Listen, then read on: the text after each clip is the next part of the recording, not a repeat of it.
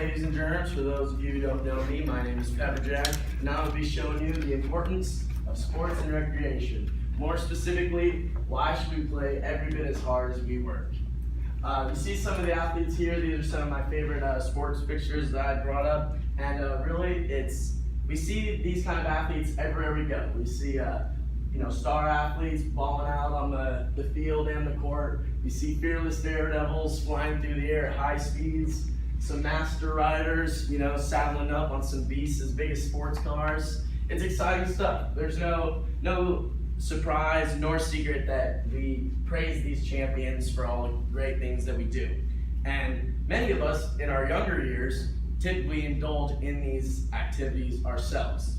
However, there's one kind of phenomenon that's kind of becoming more and more prevalent, and that's that a lot of us, especially particularly after high school, stop becoming participants in these sports and just become spectators, leaving the thrills and the adventures to the professionals while we sit in a cozy recliner eating cheddar chips by the handful watching our boys on the big screen. Now, why is this an issue, you ask? Why do we have to do everything that they do? They're the ones getting paid to do it. They're the ones who are the best at it. Why should we sacrifice our free time? Why should we sacrifice, getting hurt, all those things when we have our real lives to do? Well, I'll tell you why. Because we live in what I like to call the modern age, which for the most part is pretty legit. Nowadays, we are really starting to live in the high-tech futuristic world that our ancestors could only imagine. We speak to our friends and family from hundreds of miles away using nothing but a wristwatch, which a couple decades ago was only possible if your name was Captain Kirk. We have machines like this crazy Scorpion Autobot thing that can cut as much timber as 10 lumberjacks in a day. The technology and equipment that we so readily have access to also provides us with the internet, which is a vast library of knowledge where we can basically learn anything with the press of a button, whether it be to make a chef's salad or hide a dead body. I'm not saying you should do that, I'm just saying the info's there. However, this does come with some drawbacks. What are these drawbacks? What would be the problem with living in such an advanced, society? Well, you see, the more we indulge in the fruits of the modern age, the more we tend to neglect the benefits of the older times, I guess you could say. And what this can end up doing is we can end up physically devolving ourselves. Think about it for a second. When's the last time you actually had to go out, chase down your food? When's the last time you had to go and build a shelter with your hands just to brave the elements for the night? When's the last time you had to defend yourself from a predatory animal? And I don't just mean the smelly kid in your bio class, I mean like an actual animal. Probably not too often.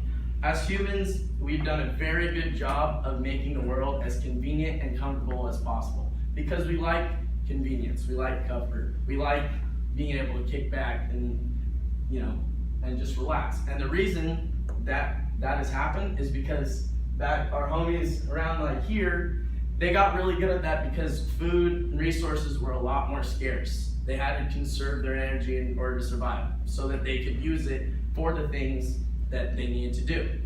However, that's not really the case so much anymore. We have nearly unlimited food resources. Our biggest problem now is using all this energy that we so rapidly consume. And we must realize that we've built a world that isn't necessarily sustainable for, living a long time. It doesn't require us to run. It doesn't require us even really to stand in most cases. Most of the time we can just sit down. Nowadays we can sit down and accomplish all the tasks we really need to do. Which seems like a great thing, but this is the silent killer. Because with this sedentary lifestyles, although not as scary as probably our bigger fears, is actually a very, big killer. According to, I know this one's kind of hard to see, but according to the stats from Lifespan, in America alone, there are over 300,000 annual deaths due to inactivity and poor dietary habits, with over 20% of all deaths in people over 35 being due to a lack of physical activity. As I've said before, for the most part, we don't even need to stand anymore. We can just kind of sit, with the average American sitting more than 11 hours a day, which doesn't even include 8 hours that many of us typically spend sleeping. That's 5 hours out of the day that we're actually like standing and actually doing things, which is less than a quarter of the day. And obviously this is taking a toll, as only 6.5% of Americans actually meet the minimum physical guidelines to do their work, technically, because obviously, many of us can't do that work. So as you can see, living a sedentary lifestyle has very serious consequences for your long-term health, which is why we very much need to go out of our way in order to be more physically active. Now, as we've said, this is about sports and recreation, so I'm sure a lot of you are thinking, why sports though? Why can't we just, increase our physical activity? Why can't we just exercise, hit the gym, and go running a little bit more? Very much you can do that. There's no reason that this can't give you the benefits and that you can't do it. However, in terms of long-term health, studies from the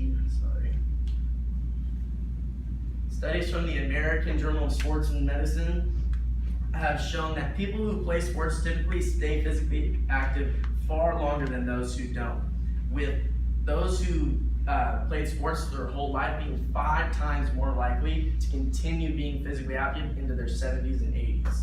Even those who start in the beginning these sports and activities in the Middle Ages are still over twice as likely as those who don't to remain physically active into their golden years. So yes, it's not to say that if you want to go, if your thing is not necessarily sports, if you like running, exercising, that's not to say that these can't give you the benefits. However, sports are very much so, have consistently proven that it's the one that people enjoy doing and that they stick with, even if the benefits aren't the most noticeable, they still, just from their enjoyment of that activity, will end up continuing to do it. Which brings us to our last point. We should just be a little bit more like Jackson. And today. I know what you're thinking. This is just a way for Jackson to show off all the activities of us. You're absolutely right. There is no point. Look at this. This is tired.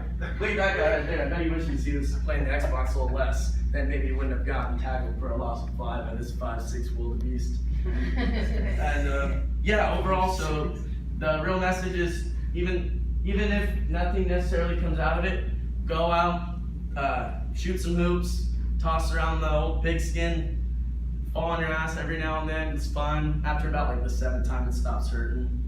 Yeah. Thank you.